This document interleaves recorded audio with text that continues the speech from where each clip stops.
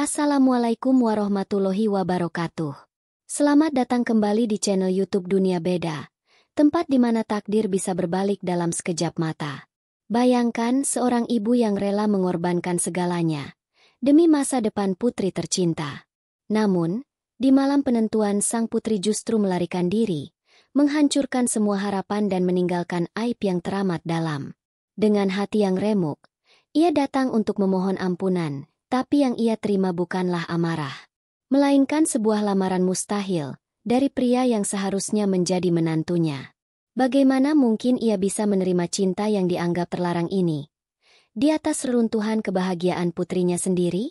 Namun sebelumnya bagi yang beragama Islam saya sarankan untuk menuliskan sholawat Nabi Muhammad agar kelak sholawat ini menjadi saksi untuk mendapat syafaat di akhirat. Like dan subscribe ke channel ini sangat membantu menambah wawasan dan membantu kami membuat cerita baru yang menghibur. Aroma rendang yang kaya rempah, beradu dengan gurihnya opor ayam, seharusnya menjadi wangi kemenangan bagi Sarah. Pagi itu, di dapur mungilnya yang terletak di sebuah gang padat di kawasan Kiara Condong, Bandung, ia bergerak seperti mesin. Tangannya yang cekatan mengaduk santan, memastikan tidak ada yang pecah. Matanya awas mengawasi setiap panci di atas kompor. Keringat membasahi pelipisnya. Namun bukan karena panasnya api, melainkan karena debar di dalam dada yang tak mau berhenti. Hari ini adalah hari penentuan. Hari di mana masa depan putri semata wayangnya, Maya, akan diikat dengan keluarga Hartono, keluarga pengusaha properti paling berpengaruh se-Jawa Barat. Sarah melirik jam dinding. Pukul 6 pagi. Sebentar lagi ia harus membangunkan Maya. Pertemuan akan dilangsungkan pukul 10 di kediaman Hartono yang megah di kawasan Dago Pakar. Semua hidangan terbaik dari catering cita rasa bunda miliknya sudah hampir siap.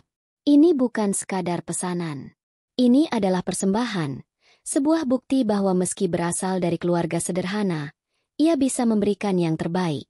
Sebuah jaminan tak tertulis bahwa putrinya dididik dengan baik. Semoga semua lancar, bisiknya pada diri sendiri, sebuah doa yang lebih mirip mantra untuk menenangkan hatinya. Ia teringat percakapan semalam dengan Maya. Putrinya itu, mahasiswi desain komunikasi visual yang idealis, hanya diam 1000 bahasa. Ketika Sarah mencoba menjelaskan bahwa ini adalah kesempatan emas, sebuah jalan lapang menuju kehidupan yang terjamin, Maya hanya menatapnya dengan pandangan yang sulit diartikan. Masa depan terjamin untukku, Bu, atau untuk catering ibu? Tanya Maya pelan, kata-kata yang terasa seperti sayatan tipis namun dalam. Sarah terdiam. Ia tidak bisa menyangkal bahwa perjodohan ini juga akan mengangkat beban finansial yang selama ini ia pikul sendirian. Tapi demi Allah, semua yang ia lakukan adalah untuk Maya. Selesai memeriksa hidangan terakhir, Sarah mengelap tangannya yang basah kecelemek. Ia berjalan menyusuri lorong pendek rumah mereka menuju kamar Maya. Pintunya sedikit terbuka, aneh. Biasanya Maya selalu menutup pintu kamarnya dengan rapat. Perasaan tidak enak mulai merayap di hatinya. Dingin dan tajam. Maya, nak, ayo bangun.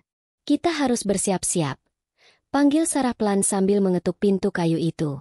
Tidak ada jawaban. Hanya kesunyian. Ia mendorong pintu lebih lebar. Kamar itu rapi, terlalu rapi. Tempat tidurnya kencang, seolah tidak pernah ditiduri semalam. Jendela terbuka, membiarkan angin pagi yang dingin masuk, menggerakkan tirai tipis bergambar bunga aster. Maya tidak ada di sana. Jantung Sarah serasa berhenti berdetak.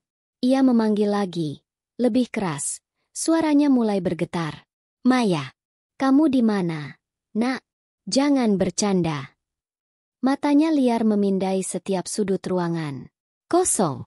Lalu, pandangannya terkunci pada sebuah amplop putih yang berdiri tegak di atas meja belajar. Di sana tertulis rapi dengan tulisan tangan yang sangat ia kenal. Untuk ibu. Dunia Sarah seakan runtuh dalam 1 detik. Kakinya lemas. Ia harus berpegangan pada kusen pintu agar tidak jatuh. Dengan tangan gemetar hebat, ia mengambil surat itu. Kertasnya terasa dingin di kulitnya yang panas. Ia membukanya perlahan. Setiap lipatan terasa seperti detik waktu yang berjalan lambat. Ibu, maafkan aku. Ketika ibu membaca surat ini, aku sudah jauh. Aku tidak bisa, Bu. Aku tidak bisa menjalani kehidupan yang sudah diatur untukku. Aku bukan barang dagangan yang bisa ditukar dengan keamanan finansial. Aku bukan pion dalam permainan bisnis keluarga Hartono. Setiap kata adalah tamparan. Sarah harus duduk di tepi tempat tidur Maya yang dingin. Napasnya sesak. Aku tahu ibu melakukan ini untukku. Aku tahu ibu menyayangiku. Tapi cara ibu menyayangiku membuatku kehilangan diriku sendiri. Aku ingin mencari warnaku sendiri, Bu. Aku ingin merasakan jatuh dan bangun karena pilihanku sendiri, bukan karena jalan mulus yang sudah dibelikan untukku. Aku tidak membenci ibu. Aku hanya tidak ingin membenci diriku sendiri di masa depan. Jangan mencariku. Aku akan baik-baik saja. Aku menyayangi ibu selamanya. Putrimu, Maya. Surat itu terlepas dari genggamannya, melayang pelan dan mendarat di lantai. Hening. Suara azan subuh yang berkumandang dari masjid terdekat terdengar begitu jauh. Aroma rendang dan opor yang tadi pagi begitu membanggakan, kini terasa memuakan. Semua tenaga Sarah seakan tersedot habis. Ia menatap kosong ke dinding di hadapannya. Meletak hancur. Semua perasaan itu berbaur menjadi satu gumpalan besar yang menyesakkan dadanya. Bagaimana ia akan menghadapi keluarga Hartono? Apa yang harus ia katakan? Bahwa pengantin perempuan mereka kabur di hari penentuan? Aib ini akan menjadi buah bibir di seluruh Bandung. Cateringnya, reputasinya, semua akan hancur lebur. Ia menangis tanpa suara. Air mata membasahi pipinya tanpa isakan. Setelah beberapa menit yang terasa seperti selamanya, tangisnya berhenti. Kekosongan di hatinya perlahan tergantikan oleh sesuatu yang lain. Sesuatu yang dingin dan keras. Sebuah keputusan. Ia tidak bisa bersembunyi. Ia tidak akan menjadi pengecut. Maya mungkin telah lari dari tanggung jawabnya. Tapi ia tidak akan. Ia yang memulai ini, maka ia yang harus menghadapinya. Sarah bangkit. Ia menyeka air matanya dengan punggung tangan. Dengan langkah mantap, ia berjalan ke kamar mandi, membasuh wajahnya yang sembab. Ia menatap pantulan dirinya di cermin. Seorang wanita paruh baya dengan mata yang lelah, namun kini menyiratkan seberkas api baja. Ia akan pergi ke Dago Pakar. Ia akan menghadapi keluarga Hartono. Sendirian. Perjalanan dari Kiara Condong menuju Dago Pakar terasa seperti menyeberangi dunia lain. Sarah duduk kaku di dalam taksi daring yang dipesannya. Jemarinya saling meremas di pangkuan. Jantungnya berdebar begitu kencang, seolah ingin melompat keluar dari rusuknya. Melalui jendela, ia melihat pemandangan Bandung yang berubah drastis. Ganggang sempit dan riuh dengan suara pedagang kaki lima, perlahan berganti menjadi jalan-jalan yang lebih lebar dan lengang. Bangunan ruko yang berdempetan, bertransformasi menjadi rumah-rumah besar dengan halaman luas yang tersembunyi di balik pagar-pagar tinggi. Udaranya bahkan terasa berbeda, lebih sejuk dan bersih. Setiap meter yang mereka tempuh, terasa seperti satu langkah mendekati tiang gantungan. Di benaknya, Sarah terus mengulang kalimat permintaan maaf yang sudah ia susun. Ia harus terdengar tulus, namun tidak mengemis. Penuh penyesalan, namun tetap menjaga harga diri. Ia adalah seorang ibu yang gagal. Ya, tapi ia tidak akan membiarkan mereka melihatnya sebagai wanita yang lemah. Ia menarik napas dalam-dalam, mencoba menenangkan badai di dalam dirinya. Akhirnya, taksi itu berhenti di depan sebuah gerbang hitam menjulang yang lebih mirip benteng pertahanan daripada pintu masuk rumah. Terbuat dari besi tempayang kokoh, dengan ukiran minimalis yang elegan. Di atasnya, kamera pengawas menatap tanpa berkedip. Seorang satpam berseragam rapi menghampiri jendela mobil. "Selamat pagi, ada yang bisa saya bantu?" Tanyanya dengan nada formal. Saya Sarah. Saya ada janji, maksud saya harus bertemu dengan Bapak Hartono," jawab Sarah, suaranya sedikit tercekat. Satpam itu menatapnya dari ujung rambut hingga ujung kaki. Tatapannya dingin dan menilai. Pakaian Sarah, sebuah blus batik sederhana yang paling bagus yang ia miliki, terasa begitu lusuh dan tidak pantas di depan kemegahan ini. Setelah berbicara melalui interkom, Sang satpam akhirnya membuka gerbang besar itu secara otomatis, tanpa suara. Taksi mengantarnya menyusuri jalan pribadi yang diaspal mulus, diapit oleh taman yang dirawat dengan sempurna. Dan di ujung jalan itu, berdirilah rumah keluarga Hartono. Bukan sekadar rumah, itu adalah sebuah pernyataan. Bangunan modern 2 lantai dengan dinding kaca yang lebar, dikombinasikan dengan atap kayu bergaya Sunda. Mewah, namun terasa dingin dan tidak berjiwa. Sarah membayar taksi, lalu melangkah keluar. Pintu utama yang terbuat dari kayu jati solid terbuka sebelum ia sempat mengetuk. Seorang asisten rumah tangga berumur, dengan seragam abu-abu, menyambutnya dengan anggukan kepala. "Ibu Sarah, silakan masuk. Bapak sudah menunggu di ruang tamu," katanya tanpa ekspresi. Sarah melangkah masuk, dan udara di dalam terasa lebih dingin. Aroma pembersih lantai beraroma lemon bercampur dengan wangi samar parfum mahal. Sangat sunyi. Berbeda 180 derajat dengan rumahnya yang selalu penuh suara kehidupan. Ia diantar ke sebuah ruangan luas dengan sofa kulit berwarna putih gading dan sebuah meja kaca besar. Dindingnya dihiasi lukisan-lukisan abstrak yang mungkin harganya lebih mahal dari rumahnya. Sarah memilih untuk tetap berdiri, merasa tidak pantas untuk duduk di sofa itu. Ia menunggu. 5 menit, 10 menit. Setiap detik terasa menyiksa. Ia sudah siap menghadapi hardikan dan amarah dari Bapak Hartono yang terkenal keras.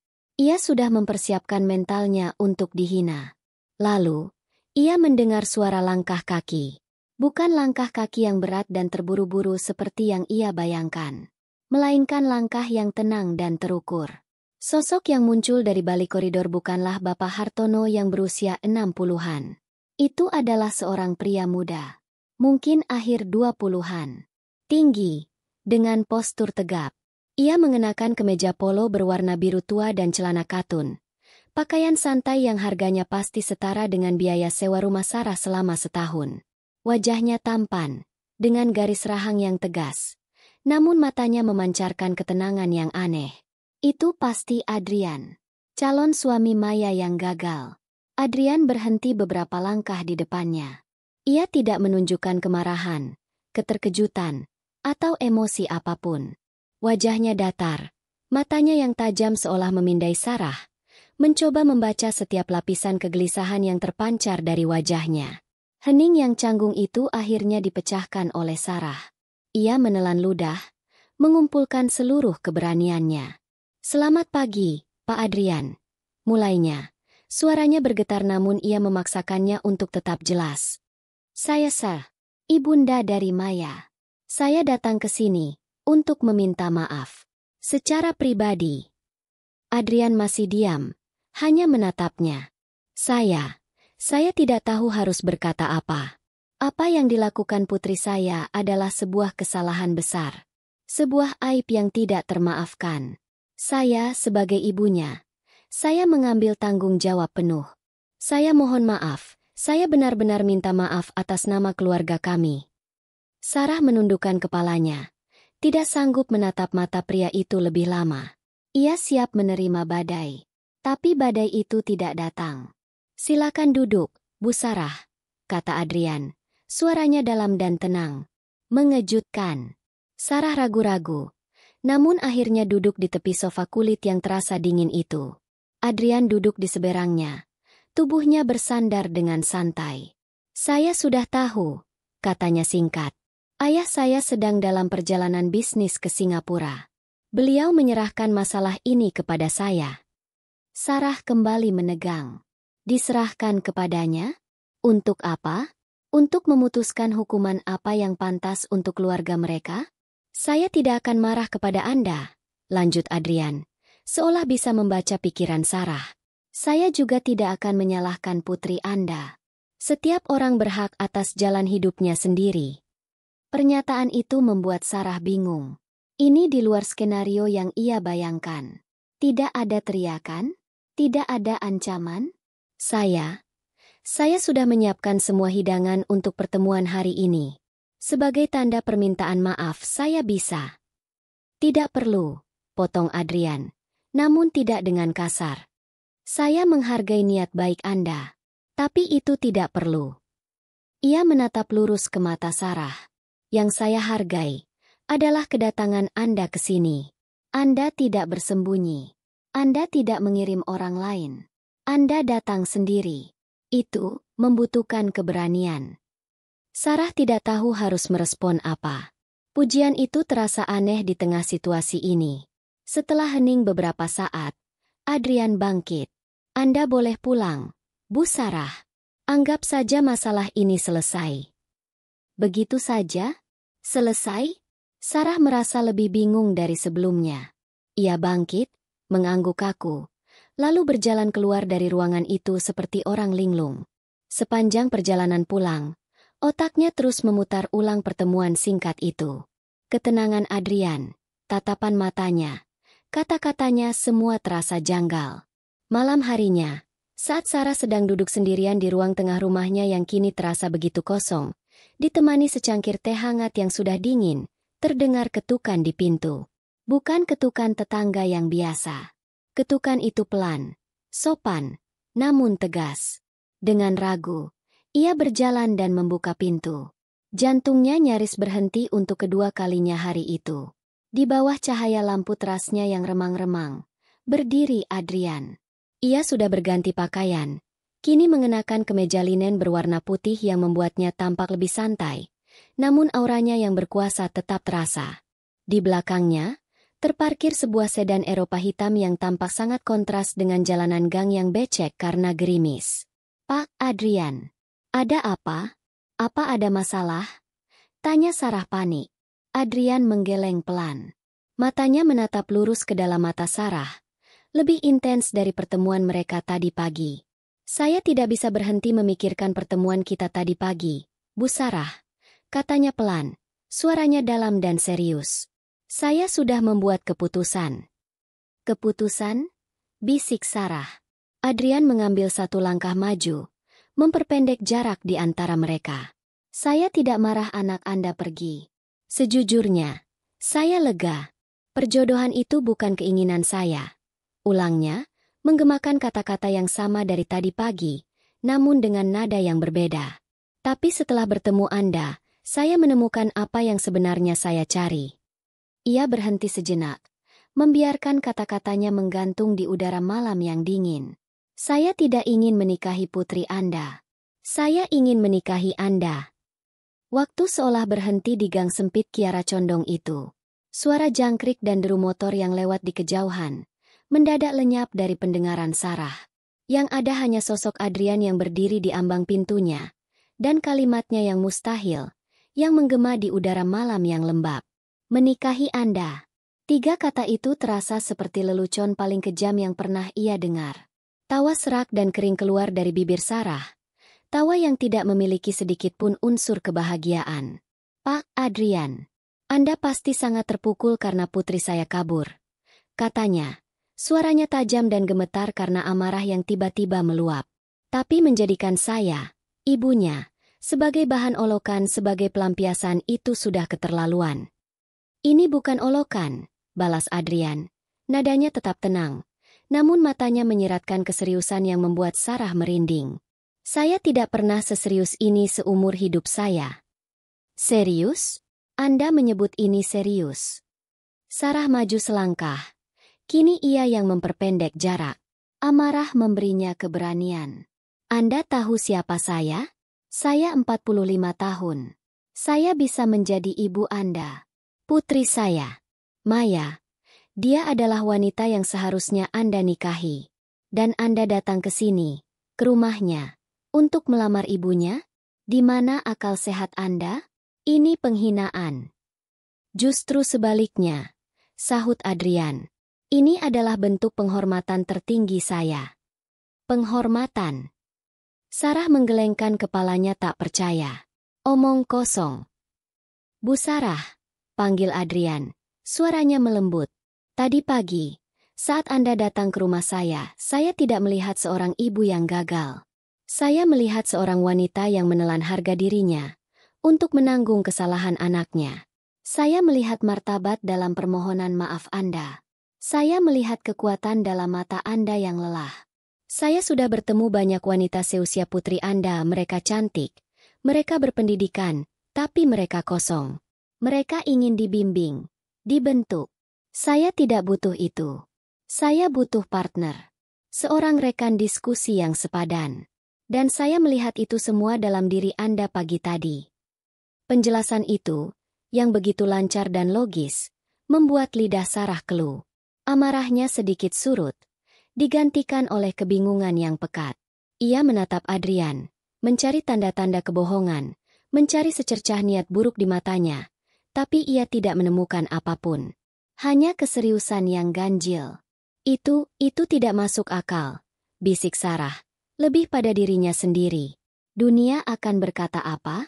Keluarga Anda putri saya. Ya Allah, Maya. Nama putrinya itu seolah menyadarkannya kembali. Rasa bersalah yang tajam menusuk hatinya. Bagaimana bisa ia bahkan mendengarkan omong kosong ini? Saya minta Anda pergi, kata Sarah dengan suara dingin, menunjuk ke arah jalanan gang. Dan jangan pernah kembali ke sini. Anggap pembicaraan ini tidak pernah terjadi. Adrian menatapnya selama beberapa detik, seolah ingin mengatakan sesuatu lagi. Namun melihat kekeras kepalaan di wajah Sarah, ia hanya mengangguk pelan. Baiklah, selamat malam, Bu Sarah.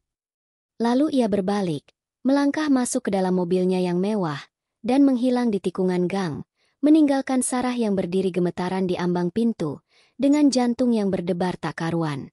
Sarah mengira, itulah akhir dari segalanya. Namun ia salah.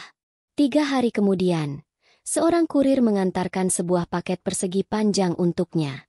Tidak ada nama pengirim, hanya namanya sebagai penerima. Dengan ragu, ia membukanya. Di dalamnya, terbungkus rapi, ada sebuah buku resep kuno berjudul Warisan Rasa Pasundan. Sebuah buku langka yang sudah bertahun-tahun ia cari. Di halaman pertama, terselip sebuah kartu nama sederhana dengan tulisan tangan yang rapi. Saya dengar Anda mencarinya. Adrian. Hanya itu. Tidak ada nomor telepon. Tidak ada pesan lain. Sarah memegang buku itu. Hatinya bergejolak. Ini adalah sebuah gerakan yang sangat personal. Sangat perhatian. Pria itu mendengarkannya. Tapi ini juga terasa seperti jebakan. Sebuah cara halus untuk menyusup kembali ke dalam hidupnya. Dengan kesal, ia meletakkan buku itu di atas meja, mencoba mengabaikannya. Seminggu kemudian, Adrian muncul lagi. Kali ini, ia datang ke cateringnya pada jam makan siang yang sibuk, berpura-pura sebagai pelanggan biasa. Ia memesan nasi kotak dalam jumlah besar untuk rapat di kantornya. Para pegawai muda Sarah berbisik-bisik, mengagumi ketampanan dan mobilnya. Sarah melayaninya dengan sikap profesional yang kaku, menjaga jarak. Saat membayar, Adrian melontarkan komentar sambil lalu. Rendang ibu adalah yang terbaik di Bandung. Tapi, jika saya boleh saran, kemasan nasi kotak ini bisa dibuat lebih premium. Mungkin dengan logo timbul dan bahan yang lebih kokoh. Itu akan menaikkan citra merek ibu, dan Anda bisa menargetkan klien korporat yang lebih besar. Saran itu sangat tepat sasaran. Itu adalah sesuatu yang sudah lama dipikirkan Sarah, tapi ia tidak pernah tahu harus mulai dari mana.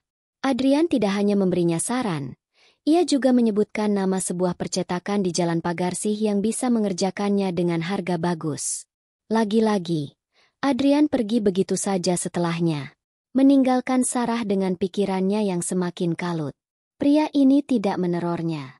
Ia tidak mengirim bunga atau hadiah mewah yang norak. Ia memberinya ruang. Ia memberinya sesuatu yang menyentuh pekerjaannya, hasratnya. Ia menghargai dunianya. Perlahan, tanpa bisa ia cegah, benteng pertahanan Sarah mulai retak. Malam-malamnya diisi dengan kebingungan. Ia akan menatap buku resep dari Adrian, lalu memikirkan saran bisnisnya. Untuk pertama kali dalam bertahun-tahun, ada seseorang yang melihatnya lebih dari sekadar ibunya Maya atau tukang catering. Pria itu melihat potensinya, pikirannya, perasaan tersanjung yang berbahaya mulai tumbuh, dan ia membencinya. Ia merasa seperti mengkhianati Maya, mengkhianati almarhum suaminya, mengkhianati seluruh tatanan dunia yang ia pahami. Suatu Jumat malam, Sarah bekerja lembur sendirian di dapurnya. Pesanan besar untuk acara pernikahan besok pagi membuatnya harus terjaga. Ia sangat lelah, punggungnya sakit, dan kepalanya pusing. Tiba-tiba, ia mendengar suara mobil berhenti di depan rumahnya. Hatinya mencelos. Ia sudah tahu siapa itu. Benar saja. Adrian masuk. Kali ini melalui pintu dapur yang memang tidak ia kunci. Ia membawa 2 gelas minuman panas dari kedai kopi terkenal. "Jangan marah dulu," kata Adrian cepat. Mengangkat tangannya seolah menyerah. "Saya hanya lewat. Melihat lampu dapur Anda masih menyala. Saya pikir Anda butuh kafein. Ini, teh hijau latte. Tidak terlalu keras untuk lambung." Sarah menatapnya. Terlalu lelah untuk marah. Ia hanya bersandar pada meja dapur, memijat pelipisnya. "Kenapa Anda melakukan ini?" bisiknya lirih. "Melakukan apa? Membawakan teh?" tanya Adrian pura-pura tidak mengerti. "Anda tahu maksud saya," desah Sarah. "Kenapa Anda terus mengganggu saya?" Adrian meletakkan minuman itu di atas meja, lalu menatap tumpukan pekerjaan Sarah. "Karena saya melihat Anda," katanya pelan. "Saya melihat Anda bekerja keras sendirian. Saya melihat Anda memikul semua beban ini di pundak Anda. Dan saya hanya ingin membantu meringankannya. Sedikit saja." Ia kemudian menceritakan sedikit tentang hidupnya. Tentang bagaimana rasanya makan malam sendirian di meja makan raksasa setiap malam. Tentang tekanan dari ayahnya untuk menjadi mesin uang tanpa perasaan. Tentang kekosongan yang ia rasakan di tengah semua kemewahan itu. Malam itu, untuk pertama kalinya, mereka tidak bicara sebagai pria kaya dan ibu rumah tangga. Mereka bicara sebagai 2 orang yang kesepian. 2 jiwa lelah yang menemukan secercah pemahaman di mata satu sama lain. Kelelahan dan momen kerentanan itu akhirnya meruntuhkan pertahanan terakhir Sarah. Ia menatap Adrian. Matanya yang biasa menyeratkan kekuatan, kini basah oleh air mata yang tertahan. "Ini salah," bisiknya. "Ini semua salah. Biarkan saya yang membuktikan kalau ini benar," balas Adrian lembut. Sarah menggeleng. "Saya tidak bisa." "Tapi..." Ia berhenti, menarik napas panjang. Sebuah keputusan berat terbentuk di benaknya. Sebuah kompromi antara hati dan logikanya. "Kita bisa bicara," katanya akhirnya.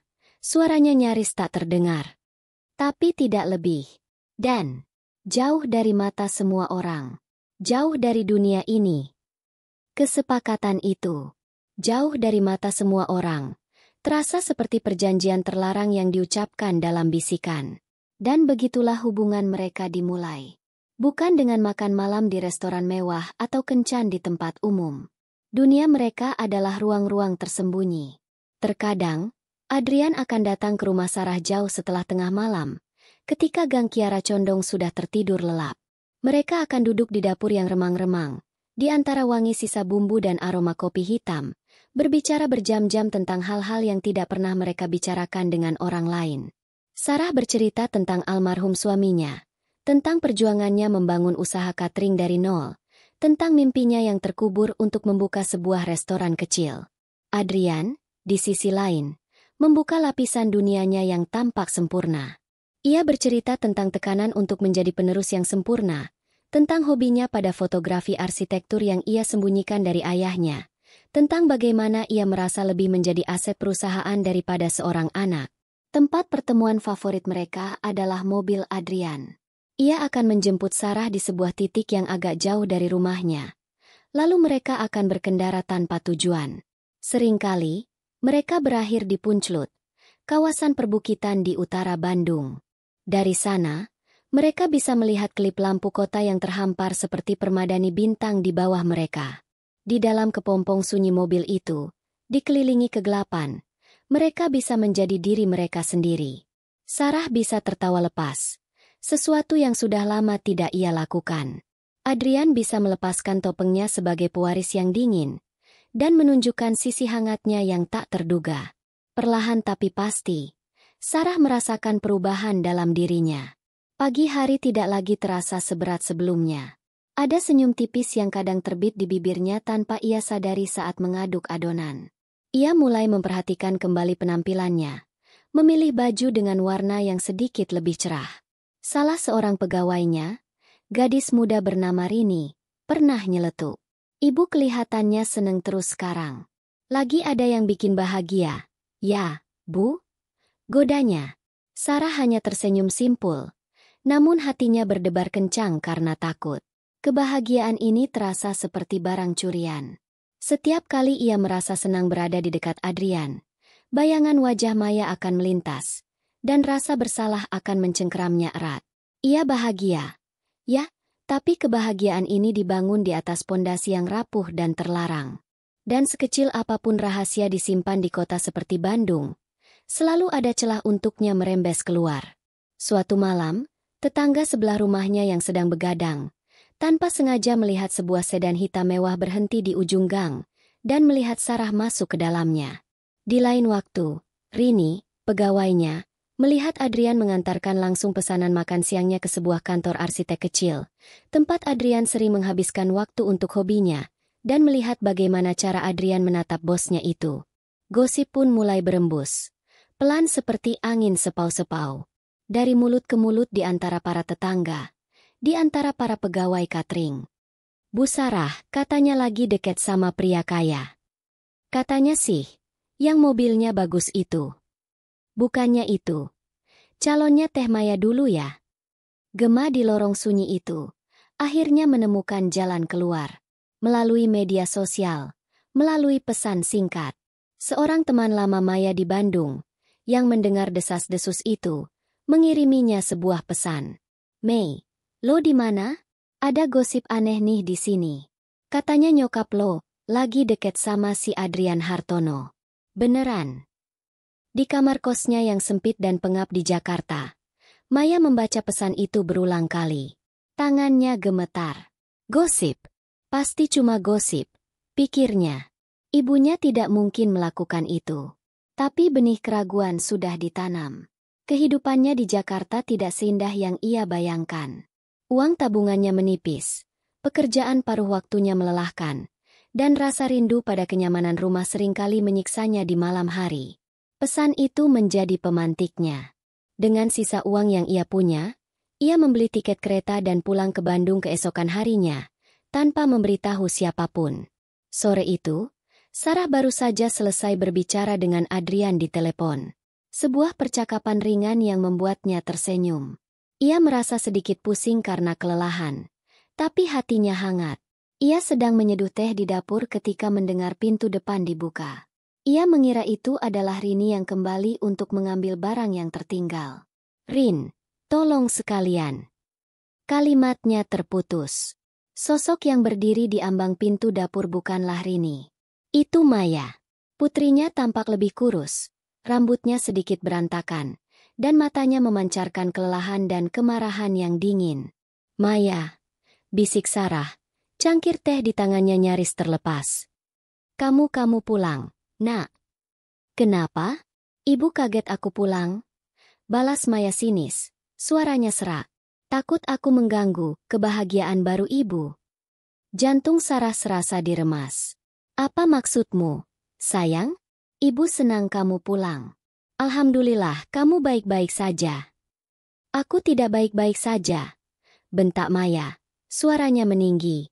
Aku di luar sana hidup susah, makan seadanya, mencoba bertahan hidup demi prinsipku. Dan ibu di sini, malah bersenang-senang dengan pria yang sudah aku buang. Maya, jaga bicaramu. Ini tidak seperti yang kamu pikirkan, sahut Sarah, mencoba membela diri. Oh ya? Lalu seperti apa? Jelaskan padaku, Bu. Maya melangkah maju.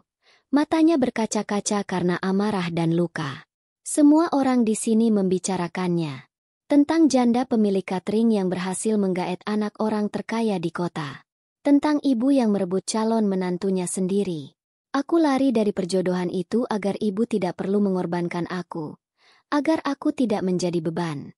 Tapi ternyata, ibu malah mengambilnya untuk diri ibu sendiri. Apa ini rencanamu dari awal, Bu. Cukup, teriak Sarah. Pipinya basah oleh air mata yang akhirnya tumpah. Hatinya hancur berkeping-keping. Kata-kata Maya lebih tajam dari pisau. Pertengkaran hebat itu mengisi setiap sudut rumah kecil mereka. Piring yang sedang dicuci Sarah pecah di lantai. Namun tak ada yang peduli. Hanya ada teriakan, tangisan, dan kalimat-kalimat yang saling menyakiti. Di tengah badai emosi itu, telepon genggam Sarah yang tergeletak di meja makan, berdering.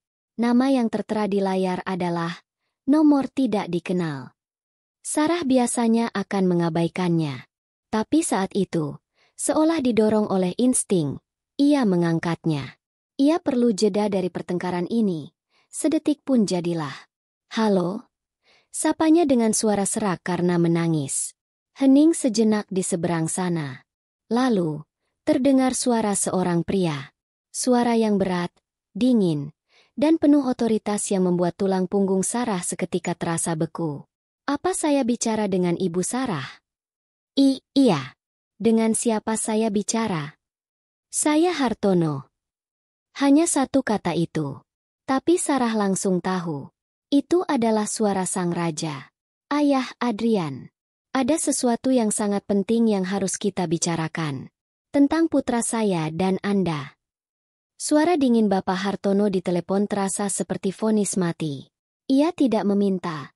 Ia memerintahkan. Pertemuan harus diadakan besok siang. Di sebuah ruang privat salah satu hotel paling mewah di Jalan Asia Afrika. Ia menegaskan agar Sarah datang sendirian. Telepon ditutup sebelum Sarah sempat menjawab. Gema suaranya yang berkuasa seolah masih tertinggal di udara. Membekukan pertengkaran antara Sarah dan Maya. Keduanya kini terdiam, menghadapi musuh bersama yang jauh lebih besar. Malam itu, tidak ada yang tidur. Sarah menghubungi Adrian, menceritakan tentang telepon dari ayahnya. Adrian terdengar marah di seberang sana, bukan pada Sarah, tapi pada ayahnya yang lancang. Ia berjanji akan menyelesaikan semuanya. Namun Sarah tahu, ini adalah pertarungan yang juga harus ia hadapi sendiri. Keesokan siangnya, Sarah datang ke hotel yang ditunjuk. Jantungnya berdebar. Tapi langkahnya lebih mantap dari saat ia datang ke kediaman Hartono. Pengalaman beberapa minggu terakhir telah menempanya. Ia diantar oleh seorang manajer hotel ke sebuah ruangan dengan jendela kaca besar yang menghadap ke hiruk-pikuk kota Bandung. Di dalam, Bapak Hartono sudah duduk di kepala meja panjang, seperti seorang raja di singgasananya. Di sisinya, duduk Maya, yang semalam suntuk menangis dan kini menatap meja dengan pandangan kosong. Bapak Hartono jelas telah menghubungi Maya secara terpisah, memanfaatkannya sebagai pion dalam permainannya. Duduk, kata Bapak Hartono, tanpa basa-basi. Sarah duduk di seberang mereka, punggungnya tegak lurus. Saya akan langsung ke intinya, Bu Sarah, mulai Hartono, tatapannya tajam dan merendahkan. Setiap masalah selalu ada harganya. Saya tahu usaha catering Anda. Saya tahu kondisi keuangan Anda. Sebutkan angka. Berapa yang Anda butuhkan agar Anda mau menghilang dari kehidupan putra saya? Darah serasa mendidih di kepala Sarah. Penghinaan itu begitu telanjang, begitu brutal. Ia diperlakukan tidak lebih dari seorang pemeras. Maya pun mengangkat kepalanya, terkejut mendengar tawaran sekasar itu. Sebelum Sarah sempat membuka mulut, pintu ruangan itu terbuka dengan keras. Adrian masuk dengan napas terengah. Wajahnya merah karena marah. Ia pasti langsung menuju ke sini setelah menyadari Sarah tidak bisa dihubungi. Cukup, ayah, desis Adrian. Ia tidak melirik ayahnya. Matanya langsung tertuju pada Sarah, memastikan wanita itu baik-baik saja. Ia kemudian menarik sebuah kursi dan duduk di samping Sarah. Sebuah pernyataan posisi yang jelas. Jangan pernah berani merendahkan Bu Sarah seperti itu lagi. Oh, jadi pahlawan kita sudah datang, cibir Hartono. Bagus. Jadi kita bisa selesaikan sandiwara ini sekarang juga. Ia menatap putranya dengan dingin. Adrian, kamu adalah penerusku. Seluruh kerajaan bisnis yang kubangun ini akan menjadi milikmu. Tapi aku tidak akan pernah menyerahkannya pada pria yang dibutakan oleh wanita yang tidak sepadan. wanita yang seharusnya menjadi mertuamu. Setiap kata terasa seperti cambukan bagi Sarah. Jadi, sekarang kamu pilih, lanjut Hartono, mencondongkan tubuhnya ke depan. Pilih wanita ini, dan detik ini juga kamu keluar dari keluarga Hartono. Tanpa nama, tanpa warisan, tanpa 1 rupiah pun. Atau, tinggalkan dia sekarang juga, kembali ke jalan yang benar, dan pimpin perusahaan ini menuju masa depan.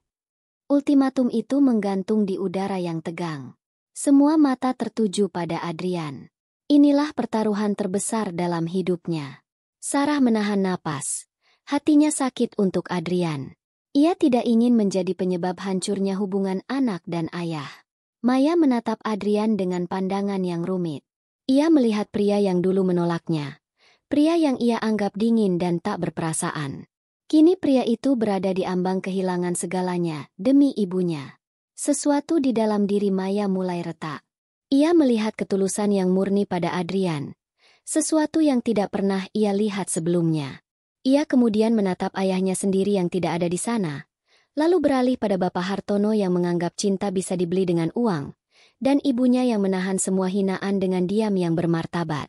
Saat Adrian hendak membuka mulut untuk menjawab, suara isak tangis memecah kesunyian. Itu suara Maya. Aku yang salah, bisiknya di sela isak tangis.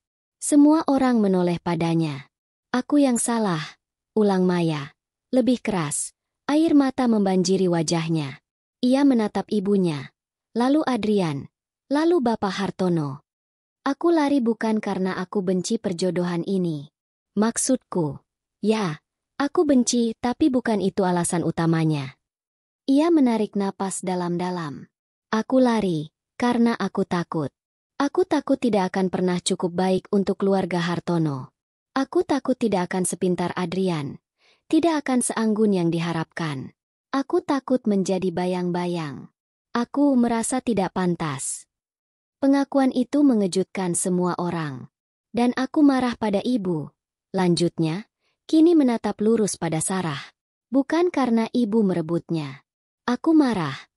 Karena aku cemburu. Ibu jauh lebih kuat dariku.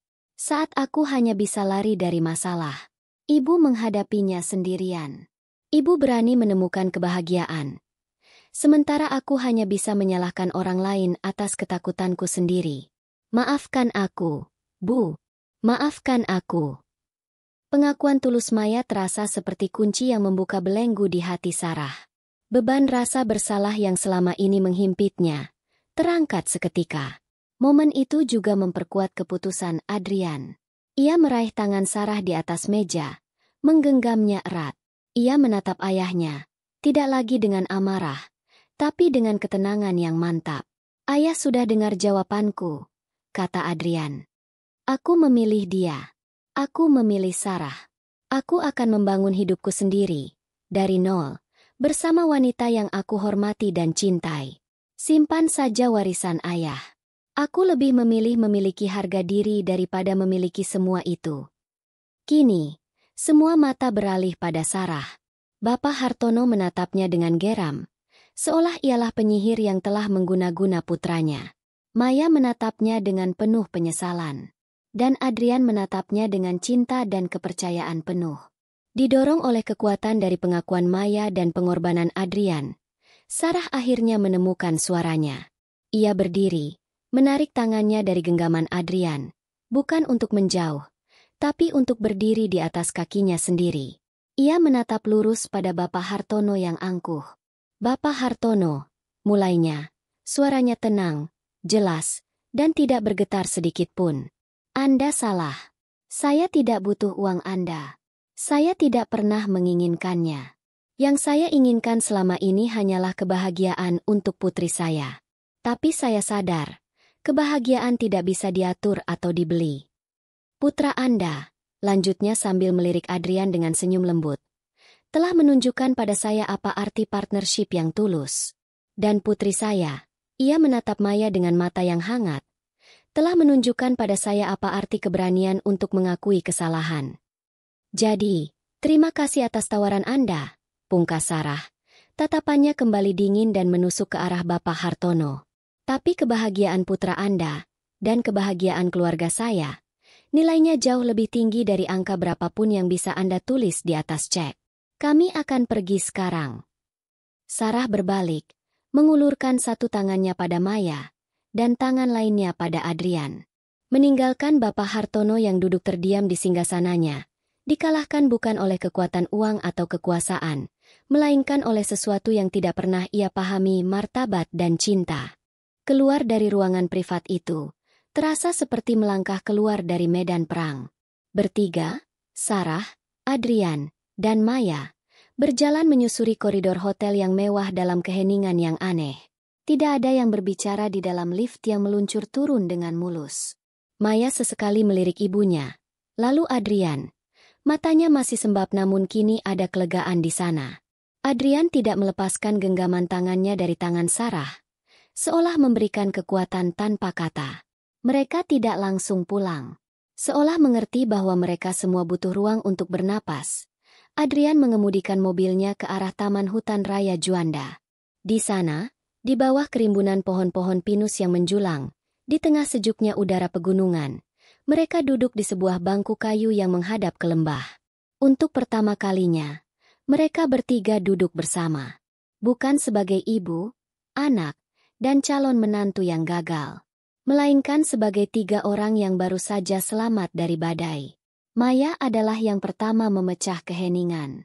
"Maafkan aku, Adrian," katanya pelan, tulus. "Aku sudah menilaimu dengan salah." Adrian menoleh dan tersenyum tipis. "Aku juga minta maaf, Mei. Seharusnya aku lebih jujur dari awal.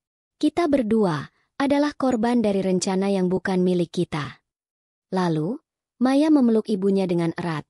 Tangisnya kembali pecah. Namun kali ini bukan tangis amarah. Itu adalah tangis kelegaan. "Maafkan Maya, Bu." "Maaf." Sarah membalas pelukan putrinya, mengelus punggungnya dengan lembut. "Sudah, Nak. Semuanya sudah berlalu. Kita mulai lagi dari awal, ya." Dan di bawah naungan hutan kota Bandung, mereka benar-benar memulai segalanya dari awal. 1 tahun kemudian, senja di sebuah rumah di kawasan Antapani kini memiliki warna yang berbeda. Rumah itu tidak besar, namun memiliki halaman belakang dengan teras kayu yang nyaman. Di sanalah Sarah dan Adrian sering menghabiskan sore mereka. Catering Cita Rasa Bunda kini memiliki 2 cabang. Salah satunya khusus melayani klien korporat, persis seperti saran Adrian dulu. Logo barunya yang elegan, dirancang oleh Maya. Adrian sendiri telah mendirikan sebuah biro konsultan arsitektur kecil bersama 2 orang temannya. Proyeknya belum besar, tapi ia mengerjakannya dengan hasrat yang membara. Wajahnya tidak lagi menyiratkan kelelahan dan tekanan, melainkan semangat dan kepuasan. Ia menemukan kebahagiaan dalam membangun sesuatu dari nol, dengan tangannya sendiri. Malam itu, Maya datang untuk makan malam, seperti yang sering ia lakukan setiap akhir pekan. Ia sudah berada di semester akhir kuliahnya, dan kini menjadi pribadi yang lebih percaya diri dan matang. Ia bisa bercanda dengan Adrian tentang desain bangunan, atau berdebat seru dengan ibunya tentang resep masakan baru. Kecanggungan di antara mereka telah mencair, berganti menjadi fondasi keluarga baru yang unik. "Oh ya, Bu, Adrian," kata Maya sambil menyendos sambal. "Minggu lalu, aku tidak sengaja bertemu asisten pribadi Bapak Hartono di mal." Sarah dan Adrian saling berpandangan. Dia bilang, "Bapak Hartono sekarang sering menghabiskan waktu di villa mereka di Lembang," lanjut Maya. "Sendirian. Dan katanya di meja kerjanya hanya ada 1 foto. Foto wisuda Adrian saat kuliah dulu." Cerita itu membawa keheningan sesaat di meja makan. Tidak ada yang berkomentar, tapi semua mengerti artinya. Sebuah pintu yang dulu dibanting hingga tertutup, kini mungkin sedikit terbuka. Sebuah harapan untuk rekonsiliasi, yang akan datang pada waktunya sendiri, tanpa paksaan. Setelah Maya pamit pulang, Sarah dan Adrian duduk berdua di teras belakang, ditemani 2 cangkir teh melati hangat. Udara malam mulai terasa dingin, dan Adrian menyampirkan selimut tipis ke bahu Sarah. "Kamu bahagia?" tanya Adrian pelan, sambil memandang langit yang mulai dihiasi bintang. Sarah bersandar di bahunya, merasakan kehangatan yang menjalar ke seluruh tubuhnya. Ia tidak langsung menjawab. Ia memejamkan mata, merasakan hembusan angin malam, mendengar suara jangkrik dari taman. Ia memikirkan perjalanannya. Dari seorang janda yang berjuang sendirian, seorang ibu yang hampir kehilangan segalanya, hingga kini duduk di sini, di sisinya. Ia teringat akan rasa takut, rasa malu, rasa bersalah. Semua itu nyata. Tapi rasa damai yang ia rasakan sekarang jauh lebih nyata. Alhamdulillah, bisik Sarah. Aku tidak pernah sebahagia ini. Mereka tidak berkata-kata lagi. Genggaman tangan mereka yang erat, dan senja yang turun dengan damai di teras belakang rumah mereka, sudah menceritakan segalanya. Cinta memang tidak pernah datang di waktu yang kita duga, atau dalam bentuk yang kita harapkan. Terkadang, ia datang setelah badai paling hebat, dibelokkan takdir yang paling tajam, memberikan kita kesempatan untuk memulai sebuah babak baru yang tidak pernah kita bayangkan sebelumnya. Selesai.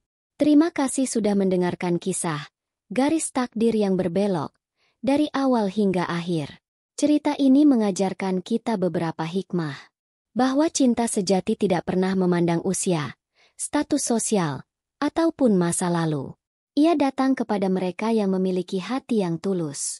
Kebahagiaan sejati tidak bisa dibeli dengan harta atau dipaksakan oleh kehendak orang lain, melainkan lahir dari keberanian untuk menjadi diri sendiri dan memperjuangkan apa yang kita yakini benar.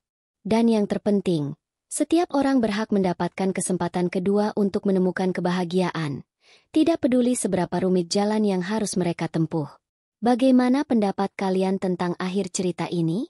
Apakah kalian punya bayangan lain tentang nasib Bapak Hartono?